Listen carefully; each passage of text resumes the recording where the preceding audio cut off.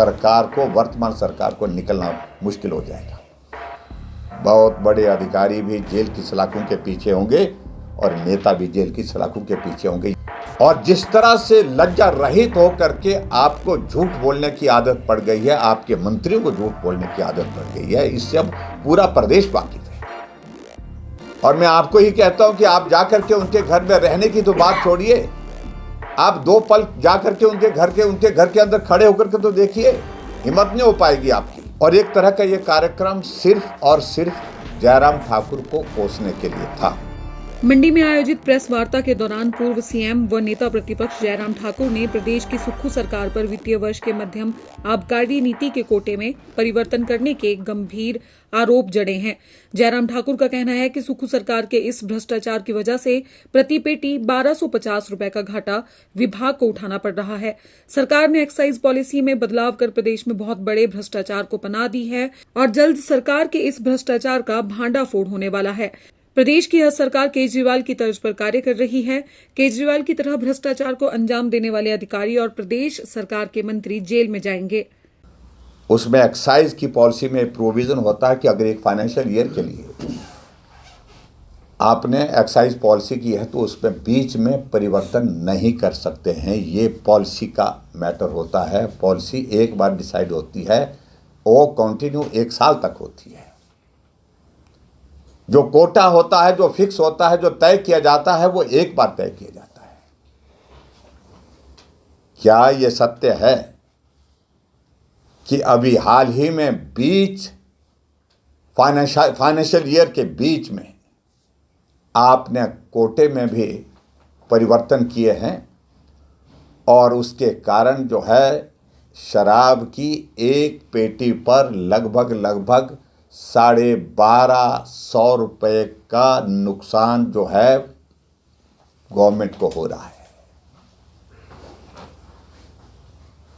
अगर कुल आकलन अगर हम कहें, मैं पूरी उसकी डिटेल्स ले रहा हूं, ये बिल्कुल उस तर्ज पर हो रहा है जो जिस तर्ज पर केजरीवाल जेल की सलाखों के पीछे रहे। कोटे में परिवर्तन कर दिया क्योंकि एक्साइज की पॉलिसी पूरी तरह से इनकी फेल हो गई, यानी कि पूरी तरह से डूब गई। जो कॉरपोरेशन के जिम्मे लगाया था, लगभग 60 करोड़ रुपए से ज्यादा तो कलेक्शन वही हो गई है जो जिसका रेवेन्यू उनके पास नहीं आ पा रहा है। बहुत लंबा भाषण देते थे, बहुत लंबी बातें करते थे। इसलिए मैं ये भी कहना चाह रहा हूं कि वो आने वाले समय में बहुत बड़ा भ्रष्टाचार का एक बहुत गंभीर मामला होगा, जिससे सरकार को, वर्तमान सरकार को निकलना मुश्किल हो जाएगा। बहुत बड़े अधिकारी भी जेल की सलाखों के पीछे होंगे और नेता भी जेल की सलाखों के पीछे होंगे। ये मैं आपको बता रहा हूं, this is going to happen. वहीं नेता प्रतिपक्ष ने प्रदेश सरकार के 2023 के 4500 करोड़ रुपए के आपदा राहत पैकेज को लेकर भी तंज कसा है। उन्होंने कहा कि 2023 में आपदा राहत पैकेज देने के सुक्खू सरकार के बड़े बड़े दावे हवाई साबित हुए हैं।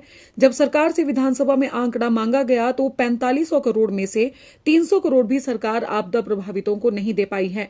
उन्होंने सीएम सुक्खू पर तंज कसते हुए कहा कि वे दावे के साथ कह सकते हैं कि अब तक प्रदेश सरकार से ज्यादा आपदा प्रभावितों की मदद विभिन्न संस्थाओं के लोग कर चुके हैं। कि आपदा से प्रभावित लोगों के लिए मदद के लिए आपने 2023 में भी एक पैकेज का ऐलान किया था। 4500 करोड़ रुपए हिमाचल प्रदेश में पैकेज का ऐलान किया था और विधानसभा के अंदर आपने बोला था।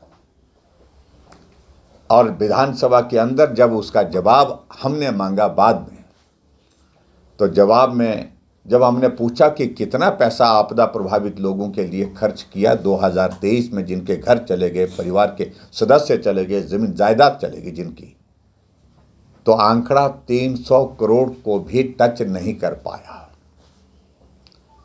और जिस तरह से लज्जा रहित होकर के आपको झूठ बोलने की आदत पड़ गई है, आपके मंत्रियों को झूठ बोलने की आदत पड़ गई है, इससे अब पूरा प्रदेश वाकिफ है।